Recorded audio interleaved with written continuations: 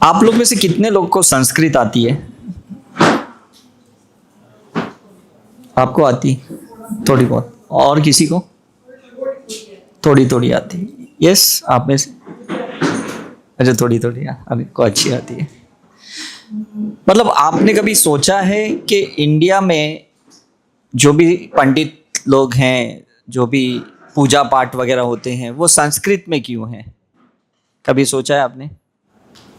लेकिन आपने सबने शायद स्कूल में ट्राई किया, मैंने भी ट्राई किया था 8th या 9th में संस्कृत सीखने को, और बहुत डिफ़िकल्ट था तो मैंने छोड़ भी दिया। मैंने वो थर्ड लैंग्वेज ली भी थी मराठी के साथ, लेकिन फिर मैं वापस प्योर मराठी में मैंने अपने आप को शिफ्ट कर दिया।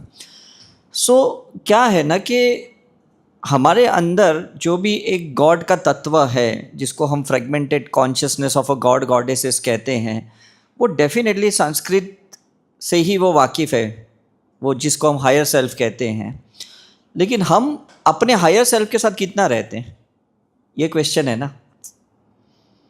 अगर मेरे मोबाइल में 2 सिम है और एक सिम को मैं यूज़ ही नहीं कर रहा हूँ, दूसरे सिम से ही मैं अपना काम चला रहा हूँ, मतलब उसका मुझे नेटवर्क ही नहीं मिल रहा है, उसका मैं कुछ यूज़ ही नहीं कर पा रहा हूँ, तो डेफिनेटली वेस्ट है कि नहीं हो। तो ये जो सिंबल्स हम सिखाते हैं साइकर्ना मिशन में, या जो भी लोग रेकी में सिखाते हैं, करुणा रेकी में, साइकिक सर्जरी में, मनी अबेंडेंस में, ये सिंबल्स इसलिए सिखाते हैं ताकि हम उसी सोल्स के फोटॉन्स को एक्टिवेट कर पाएँ।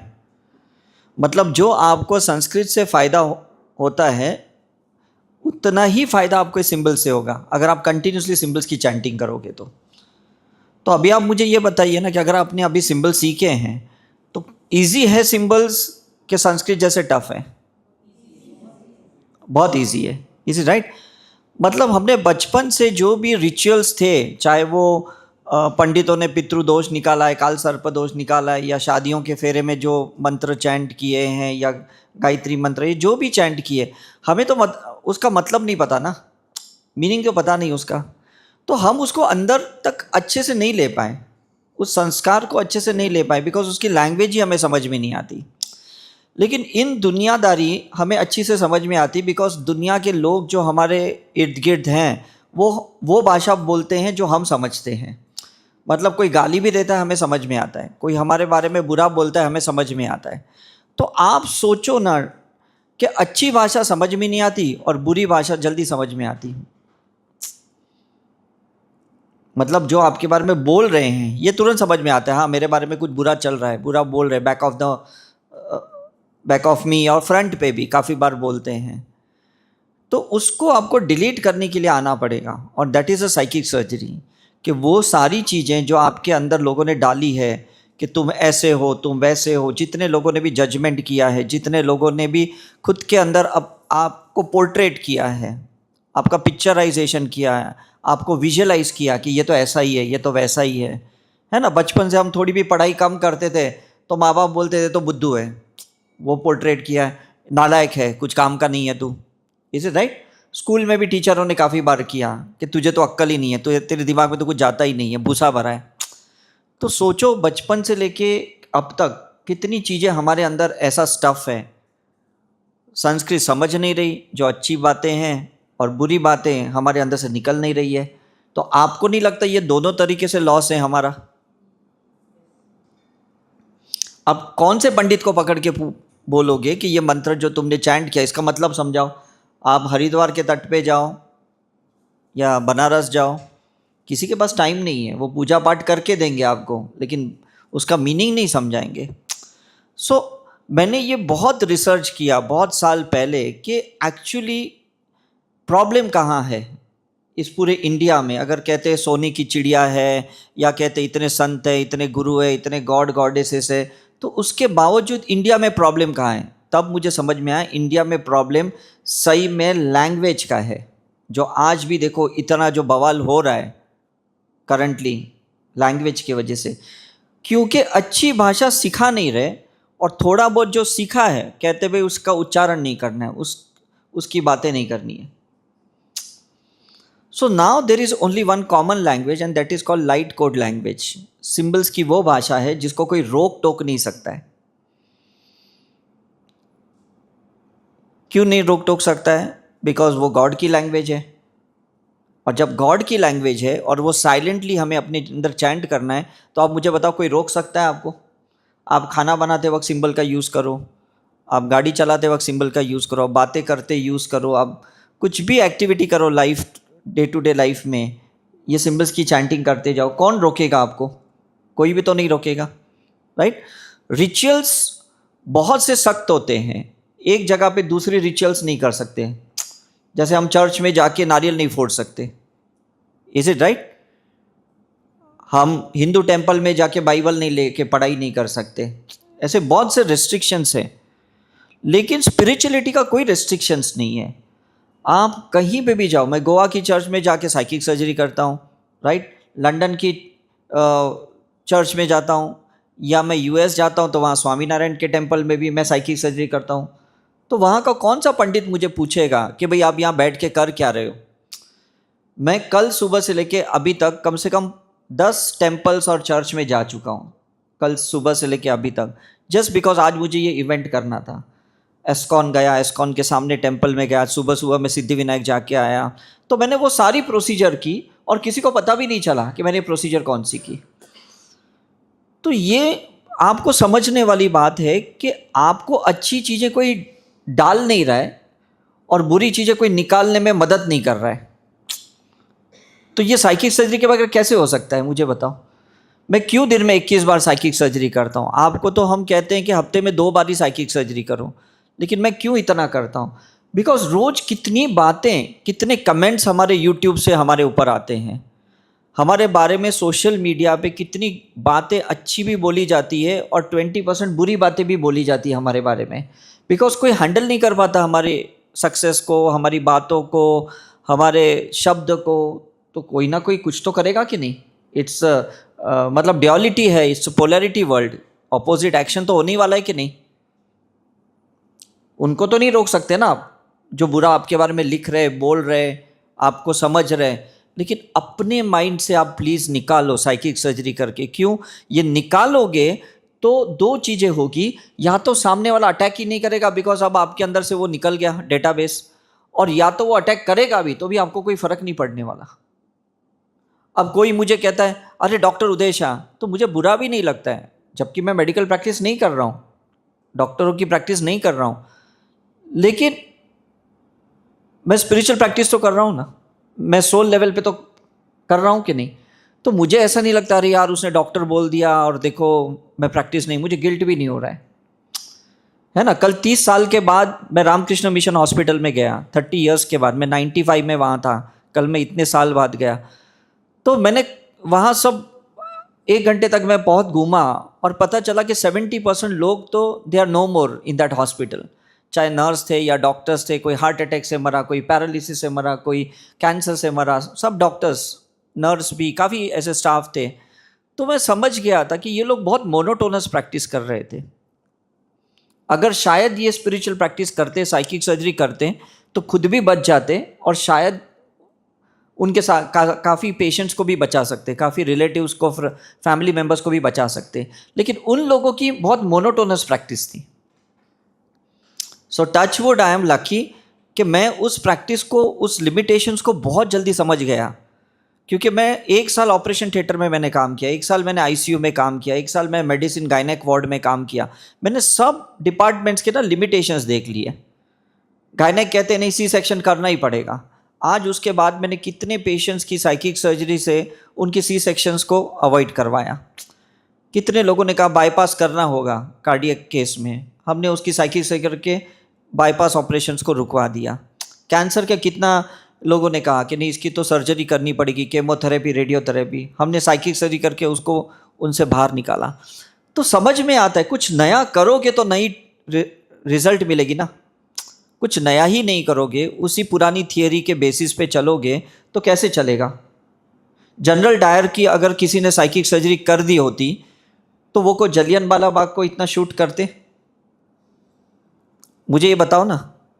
मतलब उस टाइम पे अगर लोग इस थियरी को समझ लेते तो ये बड़े बड़े हिटलर जैसे लोगों को कोई तो इसके ऊपर काम करता कि नहीं?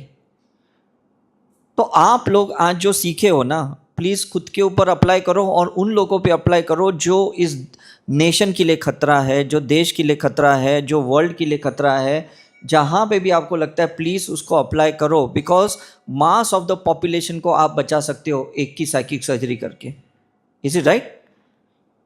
आप वो काम कर सकते हो जो शायद और कोई नहीं कर सकता।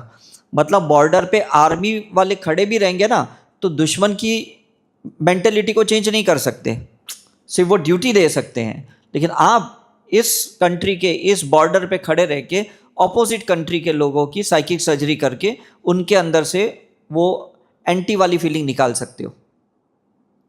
तो आपको नहीं लगता आपका ये कंट्रीब्यूशन बहुत हेल्प करेगा देश के लिए? तो प्लीज़ अप्लाई करो इसको जहाँ जहाँ पे भी आपको लगता है यहाँ कुछ हो रहा है। मतलब पिछले मैं 1-1.5 महीने से ना मैं 5 एलिमेंट्स की साइकिक सर्जरी कर रहा हूँ, क्योंकि मुझे समझ में आया ये साल भी शुरू से मैं न्यूमरोलॉजिकल एस्ट्रोलॉजी पढ़ा हूँ, तो समझ में आया कि ये साल में क्या डिजास्टर्स होने वाले। तो काफ़ी हद तक मैं वाटर एलिमेंट की साइकिक सर्जरी कर रहा हूँ, अर्थ एलिमेंट की साइकिक सर्जरी कर रहा हूँ, फायर एलिमेंट की साइकिक सर्जरी कर रहा हूँ। तो करते करते ना ये कुछ ज़्यादा ही एक्सपांड हो गया एसकेएम, पॉडकास्ट ज़्यादा आ गए, वीडियोस ज़्यादा वायरल हो गए हमारे, बिकॉज मैं साइकिक सर्जरी कर रहा हूँ तो मेरी वीडियोस वहाँ पहुँच रही लोगों तक। हमने कोई मीडिया वाला, कोई मार्केटिंग वाला काम कुछ भी नहीं किया। हमने सिर्फ क्या किया, एलिमेंट्स की साइकिक सर्जरी की, पहाड़ों की साइकिक सर्जरी की, गंगा तट की साइकिक, गंगा माँ की साइकिक सर्जरी की, कि ज़्यादा से ज़्यादा वो लोगों की कार्मिक क्लियरेंस कर पाए, ज़्यादा से ज़्यादा लोगों की नेगेटिविटी क्लियरेंस कर पाए। समझ में आ रहे? हम कुछ महीने पहले बनारस गए थे, वहाँ बोट में भी हम बैठे बैठे हम सब साइकिक सर्जरी कर रहे थे, तो हम सब अनवांटेड स्टफ को निकाल रहे थे और गंगा में डाल रहे थे। तो आपको भी अपने 5 एलिमेंट्स की साइकिक सर्जरी करनी पड़ेगी। आपको उन लोगों की साइकिक सर्जरी करनी पड़ेगी जो लोग आपके अगेंस्ट हैं, जो लोग आपके पीछे बैक बिचिंग करते हैं, चाहे वो ऑफिस में है, घर में है, जहाँ पे भी है, बिकॉज ये लोग के साथ वो कॉर्ड आपका कनेक्टेड है जिसके वजह से आप है ना 2 कदम आगे जाते हो, 4 कदम पीछे लेके जाते हो आपको। तो आपका प्रोग्रेस ही नहीं हो रहा है लाइफ में, बिकॉज सब लोग सेल्फिश है। आप उनके अगर कुछ काम में नहीं आते हो तो वो आपको पीछे खींच लेते, और अगर आप उनके काम में आ गए तो 2 कदम आपके साथ चल भी लेंगे, लेकिन वापस उनको लगेगा कि अभी आप कुछ काम के नहीं रहे, तो वो आपको पीछे लेके जाएंगे। आपको वहाँ नहीं छोड़ेंगे, पीछे लेके छोड़ेंगे। Is it true?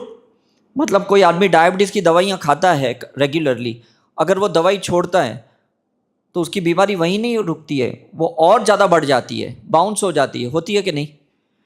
तो सबकी है ना ईगो फैक्टर बाउंस होती है, सबकी मेंटेलिटी, इमोशंस बाउंस होते हैं, इनसिक्योरिटी बाउंस होते हैं, फियर बाउंस होता है। इसने मुझे छोड़ा कैसे, ये मुझे क्यों हेल्प नहीं कर रहा है, ये उसको क्यों हेल्प कर रहा है, ये उसकी क्यों सुन रहा है, ये मेरी क्यों नहीं सुन रहा है। होता है कि नहीं? ऑफिस में, फैमिली में, पहले तो मेरी सुनता था, अभी क्यों नहीं सुन रहा है। पहले तो मेरे ही बारे में सब कुछ करता था, अभी तो दूसरों के बारे में ज़्यादा पॉजिटिव है। तो ये बाउंस बैक वाला जो सिस्टम है ना, वो क्यों है? क्योंकि जब भी आप कहीं डाइवर्ट हो जाओगे ना, तो दूसरे लोग इनसिक्योर्ड हो जाएंगे। मतलब ट्रम्प इनसिक्योर्ड हो गया कि इतने इंडियंस कैसे आते हैं, इज इट राइट? उसी टाइम पे दुबई वाले ने अपना हार्ट ओपन कर दिया, ओपन रिसीविंग कर लिया कि भाई आ जाओ, तो इतने टूरिस्ट वाले दुबई जा रहे हैं। स्वामीनारायण टेम्पल ओपन कर दिया, वननेस के कॉन्सेप्ट में आ गए। मतलब इस्लामिक कंट्री में अगर सबसे बड़ा स्वामीनारायण टेम्पल बन सकता है, तो आपको नहीं लगता ये वननेस का कॉन्सेप्ट है? भले वो बिजनेस माइंड होगा, हमें कोई लेना देना नहीं, लेकिन लोग को अभी एक जरिया तो मिला कि नहीं, दुबई जाने के बाद भी वहाँ स्वामीनारायण टेम्पल में जाते हैं लोग। तो मैं यही आपसे कहने की कोशिश कर रहा हूँ कि प्लीज़ आप साइकिक सर्जरी करते वक्त सभी चीज़ों को इंक्लूड करो, 5 एलिमेंट्स को, कंट्री को, सबको, मतलब ग्रुप्स को इंक्लूड करो। कभी आर्मी मैन के ग्रुप्स को, कभी प्रेग्नेंट वुमेन को, कभी कैंसर का कोई ग्रुप होता है, कभी बच्चों का एजुकेशन का ग्रुप होता है, सीनियर सिटीजन का होता है, वृद्ध आश्रम का होता है। हर एक बार कोई एक ग्रुप ऑफ द पीपल की साइकिक सर्जरी करो और उनको कहीं ना कहीं नेक्स्ट लेवल पे लेके जाओ। कोई तो रिसीव करेगा आपकी सिंबल्स को, कोई तो आपके थॉट को रिसीव करेगा। मैंने यही तो एग्जाम्पल दिया कि मैंने एलिमेंट्स की साइकिक सर्जरी की और एक के बाद मेरे पॉडकास्ट आने लगे। मैं कभी सोच भी नहीं सकता था कि मुझे कोई दिल्ली से बुलाएंगे पॉडकास्ट के लिए, दुबई से बुलाएंगे, यूएस से बुलाएंगे पॉडकास्ट के लिए। मैं तो यहाँ पे भी करने के लिए पहले तैयार नहीं था इतने सालों से, लेकिन मुझे लगा कि शायद ये मैं जो कर रहा हूँ साइकिक सर्जरी, तो उसके वजह से ये ऑफर्स आ रही है और उसके वजह से मेरा पोर्टल चेंज हो गया, मेरे कॉन्ट्रैक्ट चेंज हो गए और कुछ नया सिस्टम डेवलप्ड हो गया। So what's wrong in it, you tell me. मैं शिरडी जाता हूँ तो वहाँ पे मास ऑफ द पीपल का मैं देखता हूँ कि सिर्फ लोग हैं ना, हमें वहाँ पे कस्टमर ही समझते हैं, हमें साईं का कोई भक्त नहीं समझता वहाँ पे शिरडी में। बस ये थाली ले लो, ये प्रसाद ले लो, ये ले लो, वो ले लो, मतलब दुकानदारी चलती है सब जगह आप देखो। तो मैं उनकी कलेक्टिव साइकिक सर्जरी करता हूँ कि भाई आप भी हमारे जैसे भक्त बन जाओ। मैं उनके ऑटो वाले को पूछता हूँ या फूल वाले को पूछता हूँ, या कितने लकी हो आप, तो कभी भी जाके दर्शन करते हो? बोलते नहीं 3 साल हुए हम दर्शन नहीं किए, 5 साल हुए हम अंदर मंदिर में नहीं गए। तो समझ में आता है। तो उनके प्रोडक्ट आप घर पे लेके आओगे, क्या फ़ायदा? उनके कैसे वाइब्रेशंस आपको मिलेंगे? थिंक अबाउट इट, है ना। अभी 8 दिन पहले हमने अमृतसर में रिट्रीट की, हम सभी पार्टिसिपेंट को 7 गुरुद्वारा में लेके गए, बिकॉज पावर इतना पॉजिटिव है, इतनी प्योरिटी है, लेकिन लोग हैं ना अपनी माइंड चेंज करने के लिए वो पावर को यूज़ नहीं करते। उनका एक इनर्शिया है, उसी मेंटलिटी को वो चला रहे हैं। तो अभी देखा ना पाकिस्तान का ड्रोन कहाँ पे आया, वहीं पे आया, खतरा पंजाब को ही था। तो we have to make this people free from all those things, क्योंकि जहां पे भी अंदर डर रहेगा दुश्मन अटैक करेगा कि नहीं, तो उस डर को निकालना पड़ेगा। तो हमने क्या किया, हम खुद 7 गुरुद्वारा लास्ट डे दर्शन किए और हमने सब जगह हीलिंग साइकिक सर्जरी की, और वहाँ के जो लोकल लोग हैं उनकी साइकिक सर्जरी भी की हमने। क्योंकि जब हम पहले दिन वहाँ गए, क्योंकि पिछले 15 साल से मैं रेगुलर जा रहा हूँ अमृतसर, साल में 3 बार तो जा रहा हूँ, पहली बार मैंने इस बार रश ही नहीं देखा, ना होटल्स में ना गुरुद्वारा में। तो मैंने पूछा क्या हुआ, इस बार कोई रश नहीं है? बोलता है नहीं, वो सब डरे हुए हैं, बीच में ड्रोन आ गए थे तो तब से लेके पब्लिक ही नहीं है। तो मतलब धर्मों को भी कैसे बांध लेते लोग, धार्मिक लोगों को भी लोग बांध लेते डरा डरा के। तो हमें वो डर निकालना पड़ेगा, तब जाके हम नेक्स्ट लेवल पे जा पाएंगे। Now it is clear. Calcutta में जाता हूँ या कामाख्या देवी के वहाँ जाता हूँ, उनकी पैटर्न है कि सिर्फ पावर का ब्लैक मैजिक ही यूज़ करना, काला जादू ही करना। तो उनकी साइकिक सर्जरी करके मैं वाइट मैजिक का कॉन्सेप्ट डालता हूँ कि ये सिंबल्स हैं, ये सिंबल्स से आप अपने पॉजिटिव मैनिफेस्टेशन करो, और वहाँ के जो लोग हैं, लोकल लोग हैं, उनका भी पॉजिटिव मैनिफेस्टेशन होना चाहिए, उनका भी इम्प्रूवमेंट होना चाहिए। तो हम देखो हर जगह अभी ऐसे कर रहे हैं। मैंने 24 टाइम्स मैंने दुबई की विजिट्स की पिछले 11 साल में, और जब भी विजिट करता हूँ वहाँ के लोगों के अंदर वननेस का कॉन्सेप्ट डालता हूँ कि वो लोग सबको एक्सेप्ट करें। और अब धीरे धीरे समझ में आ रहा है कि सही में एक्सेप्ट कर रहे हैं। कंट्रीब्यूशन भले हमारा थोड़ा ही रहेगा, कोई बड़ा कंट्रीब्यूशन नहीं है किसी के लिए, लेकिन मन में लगता है कि कुछ तो किया मैंने, समथिंग आई डिड। हम दूसरों के जैसे जस्ट आए गए, इससे क्या फ़ायदा? लोगों को अर्थक्वेक से पहले बचाना पड़ेगा, फ्लड से पहले बचाना पड़ेगा, ये फायर ब्लास्टिंग से पहले बचाना पड़ेगा, क्योंकि उन्होंने किसी ना किसी एलिमेंट को बहुत एक्सट्रीम में मिसयूज़ किया है। तो आपको नहीं लगता वो विक्टिमाइज्ड होंगे? What do you think? और हमने भी शायद किया होगा, and who knows next we will the victimised person. तो उसके पहले कि हम भी इन हादसों का शिकार हो, हम प्लीज़ अपनी साइकिक सर्जरी करें, प्लैनेट्स के साथ, ग्रहों के साथ, पितरों के साथ, है ना, अलग अलग पैरेलल वर्ल्ड के साथ, पैरेलल सोल्स के साथ। बिकॉज इनके साथ जब हम करेंगे ना तो हमारा इवोल्यूशन बहुत फास्ट होगा। मतलब करने के लिए कितना कुछ है हमारे पास, लेकिन हम अपनी घर गृहस्थी के इश्यूज़ में सब उलझे पड़े, हम अपने ऑफिस के इश्यूज़ में उलझे पड़े, हम अपने छोटे छोटे प्रॉब्लम में फंसे पड़े। तो बड़ा प्रॉब्लम निकालेगा कौन? कलेक्टिव पैटर्न को कौन तोड़ेगा, मुझे बताओ। हम अपनी इंडिविजुअल पैटर्न भी तोड़े ना तो भी कलेक्टिव पैटर्न टूट जाएगी। और जो इंसान कलेक्टिव पैटर्न तोड़ेगा वो तो मास ऑफ द पॉपुलेशन में रिवॉल्यूशन लेके आएगा, क्रांतिकारी बन जाएगा। Now you got the point. कोई भी प्रॉब्लम को कितने दिन तक, महीने तक, साल तक, लाइफ तक चलाना है, ये हमारा फ्री विल चॉइस है। आप चाहे इस मोमेंट में भी निकाल सकते हैं, आप चाहे तो महीने तक खींचें, सालों तक खींचें, कोई मना नहीं करने वाला। हमने जितने भी पास्ट लाइफ रिग्रेशन किए, हमने देखा लोग 10 जन्म तक पकड़ के बैठे हैं, 100 जन्म तक पकड़ के बैठे हैं, 300, 500, 5000 साल पहले भी बातें पकड़ के बैठे हैं। मतलब उन्होंने साइकिक सर्जरी की नहीं ना। अपने माइंड से डिलीट अगर नहीं किया तो निकालेगा कौन? आपके ब्लड के डीएनए में अगर वो पुराने इंफॉर्मेशंस हैं, मुझे बताओ डिलीट कौन करेगा? किसी को राइट्स नहीं है। आपके मोबाइल में आपका खुद का यूजर नेम पासवर्ड्स है, तो और किसी को राइट्स नहीं है कि कोई आपके मोबाइल में जाके गैलरी में जाके फोटो वीडियो डिलीट करे। तो आपके डीएनए में भी कोई डिलीट नहीं कर सकता, आपके माइंड से कोई डिलीट नहीं कर सकता, आपके इमोशंस को कोई डिलीट नहीं कर सकता। हमारे पेरेंट्स ने हमारे लिए बहुत प्रे किया, हमने अपने बच्चों के लिए बहुत प्रे किया, लेकिन वो प्रेयर अधूरी काम आ रही है, पूरी काम नहीं आ रही है। ना उनकी हमें काम आई, ना हमारी हमें बच्चों को काम आ रही है। क्यों? क्योंकि हम सिर्फ 33% उनका चेंज कर सकते हैं और वो हमारा 33% चेंज कर सकते हैं। तो कितना परसेंट रह गया? हाँ, 67% अगर रह गया हमारे डीएनए में वो इंफॉर्मेशन, तो मुझे बताओ निकालेगा कौन? कौन निकालेगा? हम ही निकालेंगे। जब तक नहीं निकालोगे पॉपुलेशन एक्सप्लोजन होगा, और हमारे एक्सप्लोजन्स के वजह से, मतलब पॉपुलेशन एक्सपांशन के वजह से, ये सारे ब्रिज टूटते जाएंगे, ये नदियां बहते जाएगी, ये बाढ़ आते जाएगी। क्यों? क्योंकि हम है ना इम्बैलेंसली बॉर्न हो रहे हैं। अनहील्ड पार्ट के साथ हमारा बर्थ हो रहा है, हील्ड पार्ट के साथ नहीं हो रहा है। Now you got the point. मतलब जितने आप है ना कमजोरियों से जन्म लोगे ना, तो इतनी ऑब्जेक्ट भी आपके साथ कमजोर होते जाएंगे।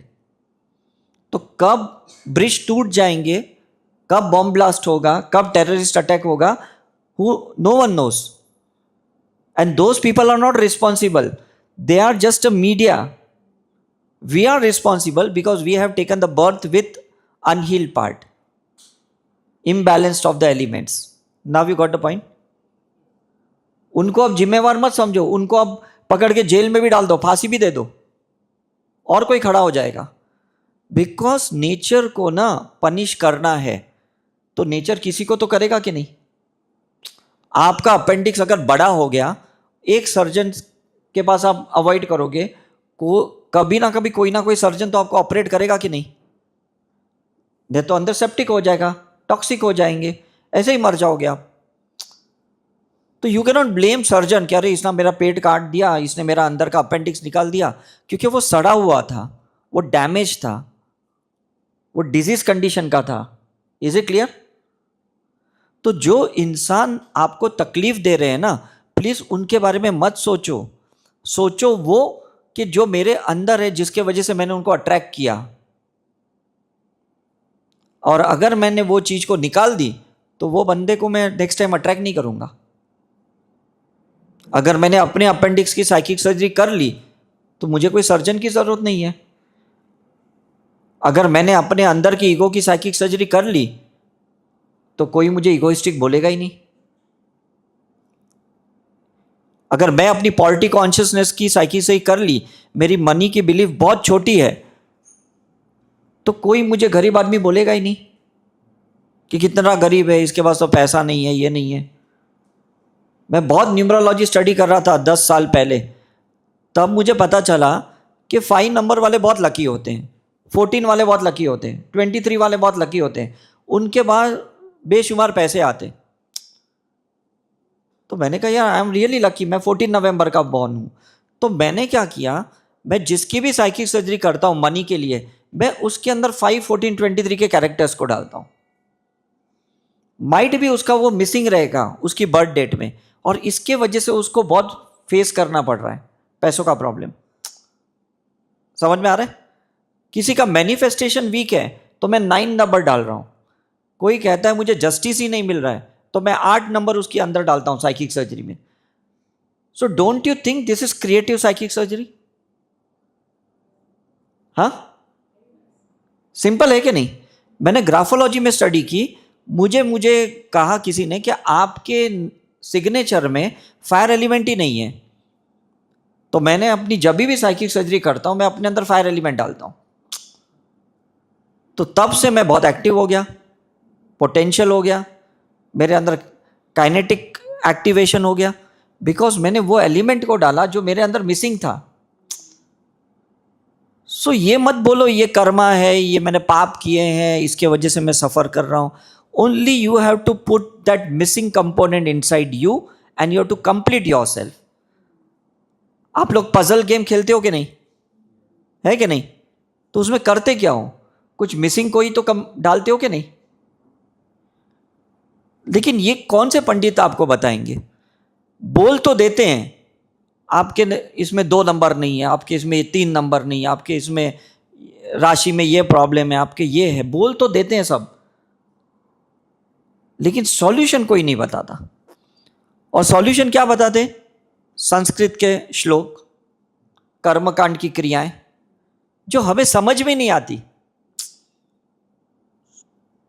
So think about it, how it is going to work. वो अगर काम भी करेगी तो वो अंदर करेक्शन करेगी, सबकॉन्शियस में, अनकॉन्शियस में, लेकिन कॉन्शियसली तो हम समझ नहीं आएगा कि नहीं।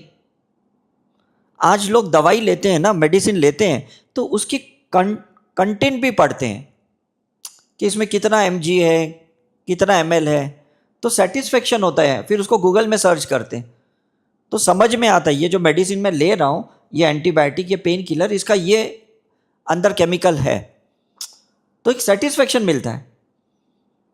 सो why are we playing the blind games?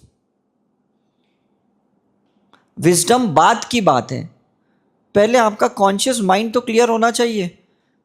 पहले गॉड की लैंग्वेज से तो आप यूज्ड टू हो जाओ, पहले अपने अंदर के मिसिंग कंपोनेंट को तो समझो। कुछ तो है कि नहीं, मुझे बताओ। 14 साल का राम को वनवास हुआ, 14 साल पांडव को वनवास हुआ, तो कुछ तो 14 नंबर में होगा कि नहीं? Is it right? तो ये सब स्टडी करो, साइकिक सर्जरी करके ये अंदर अपने अंदर एफर्मेशंस डालो। Day by day I am getting more information, more knowledge, more experiences. तो सही में ऐसे होगा, कुछ ज्ञान जाएगा, बुद्धि जाएगी, सद्बुद्धि आएगी, तो ही तो फायदा होगा कि नहीं? आपको अपनी क्लैरिटी नहीं है और आप दुनिया में कुछ करने बैठे हो, it is not going to work. You have to do the research on your self. मैंने ऐसे ही थोड़ी 158 पास्ट लाइफ देखी, मुझे कोई शौक नहीं है देखने का, गड़े मुर्दों को उखाड़ने का, लेकिन मुझे अपनी स्टडी करनी थी कि मैं ह्यूमन बर्थ में कौन था, एनिमल बर्थ में कौन था, मैं दूसरे किंगडम में कौन था, मेरी कौन सी कैरेक्टरिस्टिक्स है जिसको मैं इस लाइफ में भी रीएक्टिवेट कर सकता हूं, तो वो मुझे फायदा दे रहा है कि नहीं? तो आपको भी ये फाइंड आउट करना पड़ेगा, आपका ओरिजिन क्या है। ऐसे ही बड़े बड़े संत गुरु नहीं बोलते who am I, find out करो। हु एम आई का मतलब क्या? ये सोल कहां से आई, आत्मा कहां से आई, कितने जन्म किस परिवार में ले चुकी, कितने कल्चर को गो थ्रू कर चुकी है, कहां कहां पे इनकम्प्लीट चीजें रखी है जिसको कंप्लीट करना है, किनके साथ इनकम्प्लीट कर्मा है जिनके साथ करना है, क्लियर करना है, किनके साथ हमारा कॉन्ट्रैक्ट अधूरा है जिनके साथ पूरा करना है। ये मुझे बताओ कौन फाइंड आउट करेगा? क्या गूगल में पता चलेगा? हाँ, नहीं पता चलेगा। आपको ये ओपन करके अपने अंदर सर्च करना पड़ेगा कि मेरा मिसिंग कंपोनेंट क्या है, मेरी पास्ट लाइफ की अनहील्ड सब्सटेंसेस क्या है। ये आपको अंदर ये क्वेश्चन करना पड़ेगा, फिर आपको अंदर से ही आंसर मिलेगा कि ये आपका फियर बहुत जन्मों से आ रहा है, ये आपकी ईगो बहुत लाइफ से आ रही है, ये आपके रिलेशन ब्रेकअप्स की पैटर्न बहुत जन्मों से है, इसके साथ है, उसके साथ है। तो प्लीज़ उसको क्लियर कीजिए, उसको रेक्टिफाई कीजिए, उसको रीप्रोग्रामिंग कीजिए। Don't be into that loop cycle. समझ में आ रहा है? वो लूप साइकिल के वजह से हम लोग सब विक्टिमाइज्ड हैं। और जैसे जैसे आप साइकिक सर्जरी करोगे ना, आपकी सही में लाइफ चेंज हो जाएगी। मैं बहुत साल पहले मैं डोंबिवली में रहता था, वहाँ मुझे ये बहुत भीड़, पॉपुलेशन, ये ट्रेन में आना जाना बहुत तकलीफ देता था। मैंने इतनी साइकिक सर्जरी की, then I shifted to Mulund. वहाँ से भी फिर मुझे लग रहा था एयरपोर्ट पहुँचने को बहुत टाइम लगता है। अगेन मैंने जगह के लिए साइकिक सर्जरी की, मैं गोरेगांव तक आया। फिर मैंने अभी साइकिक सर्जरी की, अब मैं अंधेरी DN नगर में आ गया। बिकॉज मैं उस पॉपुलेशन को कम नहीं कर सकता हूं, इज इट राइट? लेकिन मैं अपनी साइकिक सही कर सकता हूं। तो मैं अपने पेरेंट्स को देखता हूं कि वो 50 साल से एक ही एरिया में बैठे हैं, एक ही जगह पे बैठे हैं, और वो हिल ही नहीं रहे, बिकॉज वो कंफर्ट जोन में। आपके पेरेंट्स भी कंफर्ट जोन में, आपकी फैमिली भी कंफर्ट जोन में। कोई गांव नहीं छोड़ रहा है, कोई अपना घर नहीं छोड़ रहा है, कोई ट्रैवल नहीं कर रहा है। तो सीखेंगे कब, समझेंगे कब, नई दुनिया कब देखेंगे?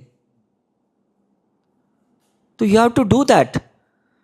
मैं सही में कहता हूं, the best solution to solve your problem is travelling. आप ट्रैवल करना शुरू करो, मैं कहता हूं 90% आपके प्रॉब्लम सॉल्व हो जाएंगे। क्यों? क्योंकि आपका जो प्रॉब्लम है ना, उसका सॉल्यूशन उस लोकल एरिया में नहीं है। आपको यहां सरदर्द हो रहा है, यहां कोई दवाई बन रही है, इस जगह पे बन रही है, इसकी फार्मेसी और कहीं है ना जहां दवाई बन रही, या और कोई मेडिकल स्टोर में अवेलेबल है कि नहीं? तो ट्रैवल करना पड़ेगा कि नहीं? कोई जड़ी बूटी और कोई जगह पे है, कोई लोग और जगह पे हैं जो आपके मिसिंग कंपोनेंट्स हैं, जो आपके पैरेलल सोल्स हैं। हम फिर उसको ट्विन सोल बोले, सोलमेट बोले, कुछ भी बोले, नाम देने से कोई मतलब नहीं है। लेकिन कुछ तो लोग हैं कहीं इस दुनिया में जो आपको सॉल्व कर सकते हैं, आपके प्रॉब्लम को सॉल्व कर सकते हैं। So please travel. You got the point? अगर मेरी उस हॉस्पिटल के डॉक्टर्स ट्रैवल करते तो वो ऐसे नहीं मरते। मैंने ट्रैवलिंग की, मुझे बहुत कुछ समझ में आया।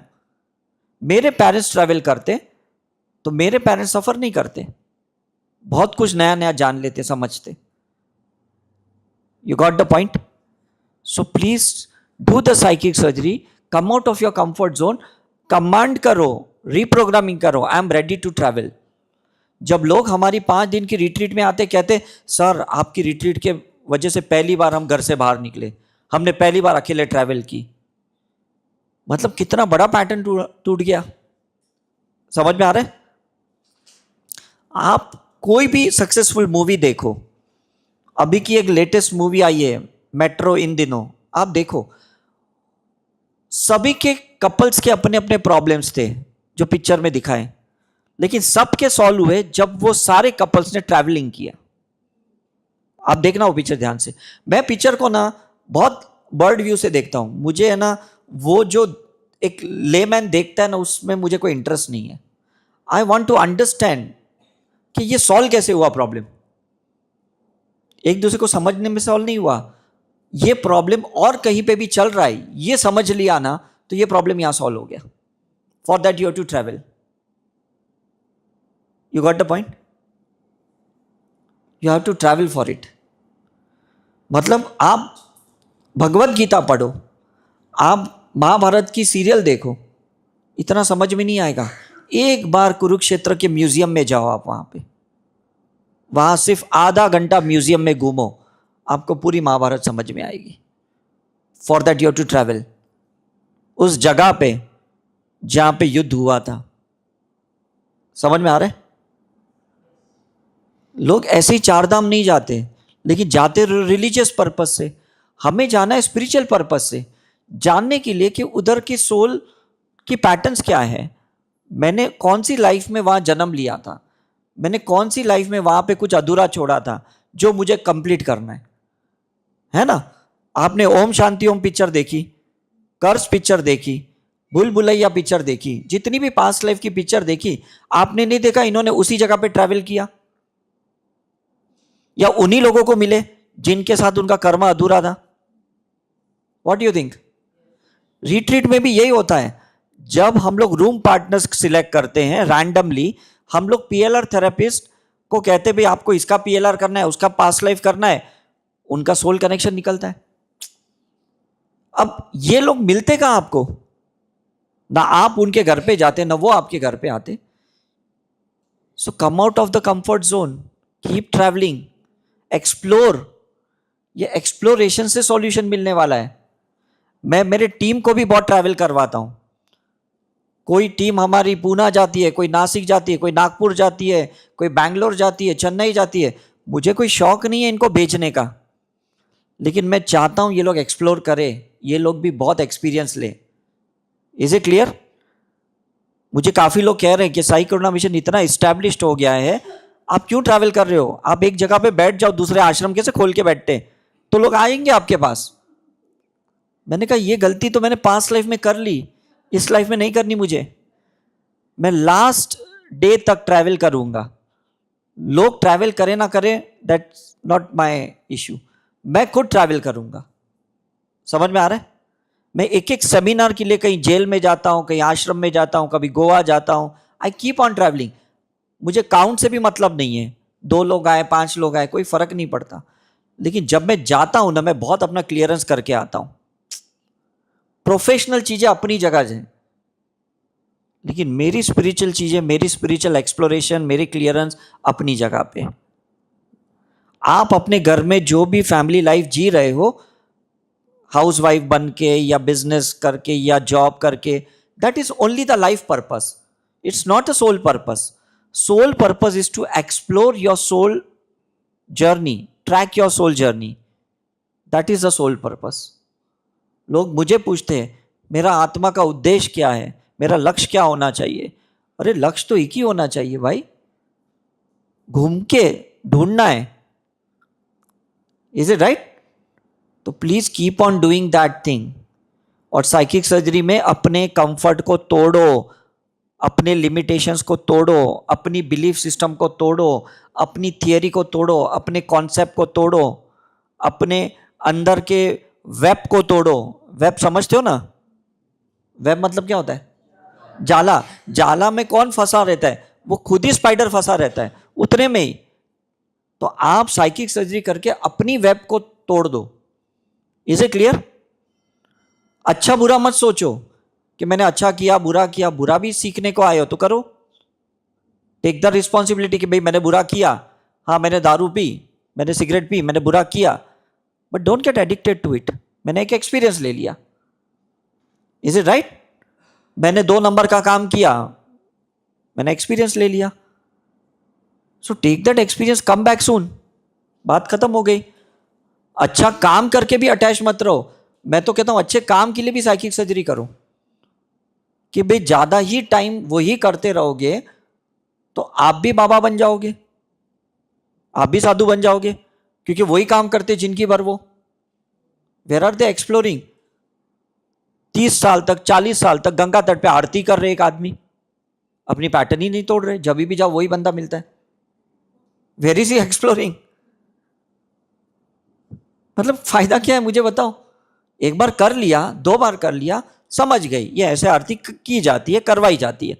आप जगह छोड़ दो, do something new, otherwise you are wasting the life, wasting the time.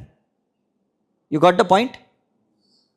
अपने अंदर जो भी एक सिस्टम है ना, उसको तोड़ दो तो और कोई तोड़ेगा नहीं, और कोई तोड़ेगा तो बुरा नहीं लगेगा, क्योंकि आप भी खुद को तोड़ रहे हो। कितनी बड़ी बात है कि नहीं? जब आप अपने आप को तोड़ रहे हो और कोई आपको तोड़ रहा है तो आपको बुरा लगेगा? नहीं लगेगा, क्योंकि आप खुद ही को तो तोड़ रहे। Is it right? अब आपने सोचा मेरा घर जूना है, मुझे अपने घर को तोड़ना है, बहुत पुरानी बिल्डिंग है, और कोई सोसाइटी वाले बोलेंगे इस सोसाइटी को रीडेवलप करना है, डिमोलिश करना है, तो आपको बुरा लगेगा? क्यों नहीं लगेगा?